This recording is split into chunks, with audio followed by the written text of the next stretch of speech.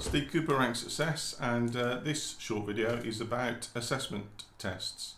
So as part of a promotion selection process, you may well face some form of additional or inclusive aptitude, psychometric or other test at an assessment centre. Now, these are a mix and match of various tests, and different forces employ different mix and match approaches to them.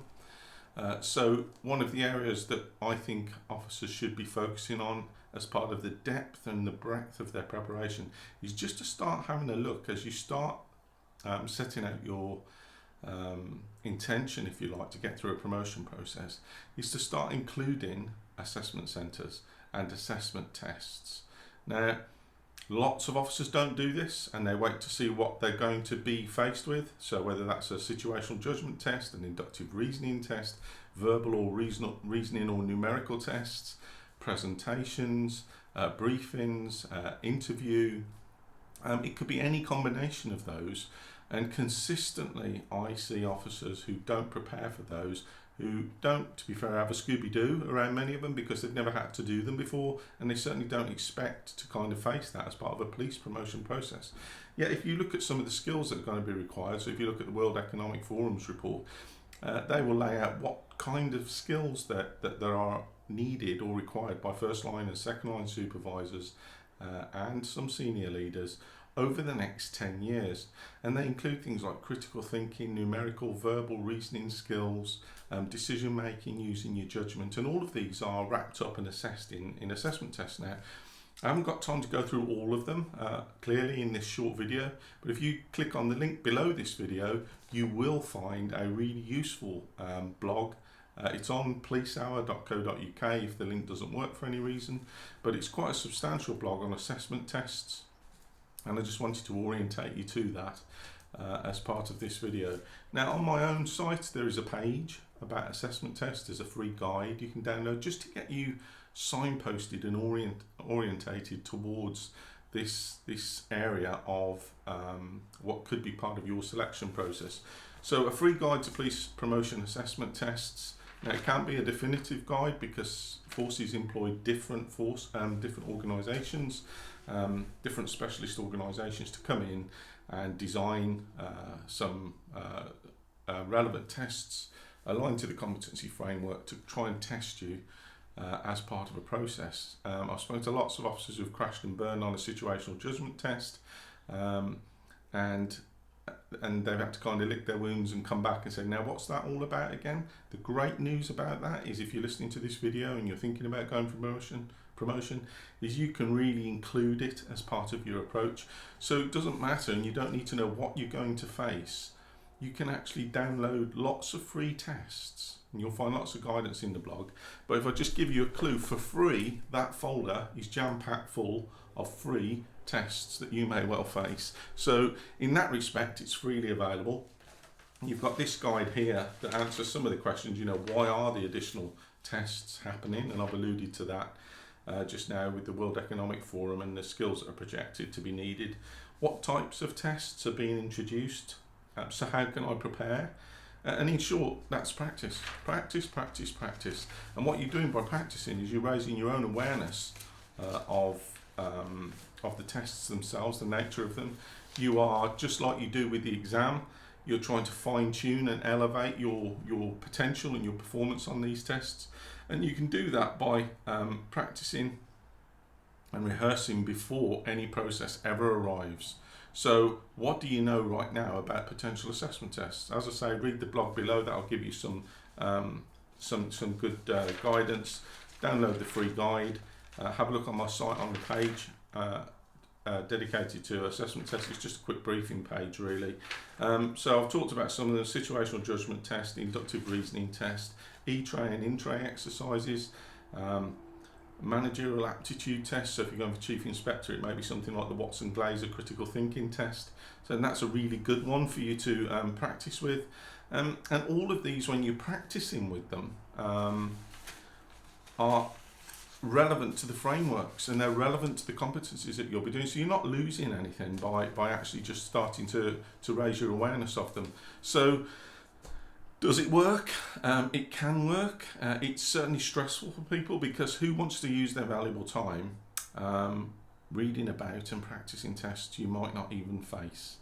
Well, that depends how committed you are, how focused you are, and how much you really want to kind of not be surprised by these tests. So sometimes, it can overwhelm you a little bit, and people can get quite anxious about them. So, the big bag, it can become very big, so it's too much, and it's too difficult, or it's a waste of time, or it's too complex. And that's understandable to think like that, but it's not constructive. And it's very much the case about you can do a lot to help yourself and get better right now. So some of the more constructive self-talk around that might be, I take responsibility for my part in this. I don't understand it, but it's in my power to actually try to understand it. There is a way through, I've alluded to the blog below. There are lots of free tests available. It's just about whether you choose to commit the time and make that commitment to yourself to understand the test a little bit more. Understanding that I can start moving forward now by taking action now. Sounds very urgent. You don't have to do it right now, but make a commitment to yourself that, as part of your preparation for a board that's coming up, you're going to start exploring this topic of assessment tests and what you might face going forward. Positive self-talk includes, I can do this rather than I can't do this. And in the circumstances, the best next step for me is perhaps to read the blog, to have a look at the free assessment tests, to download a few and just start getting orientated with them. At least find a source where you can access them. And then when your time comes, whatever the process is that you face and whatever the tests may or may not include, you're ready to go, or you're as near as damn it ready to go. Because people do perform well on interview tests and not so well on others, and it really does depend how you get marked. So sometimes you can get marked if for forces that do applications. You may take some marks from your application into an assessment centre. Some of those tests may be part of your overall score, finishing with an interview and or a presentation, and any mix or match of that. But the key, my favourite quote in all of this really is the thing that demarcates people. So how can I prepare? And there's a great quote by Paul Bryant. It's not the will to succeed that matters. Everyone has that. It's the will to prepare to succeed that matters.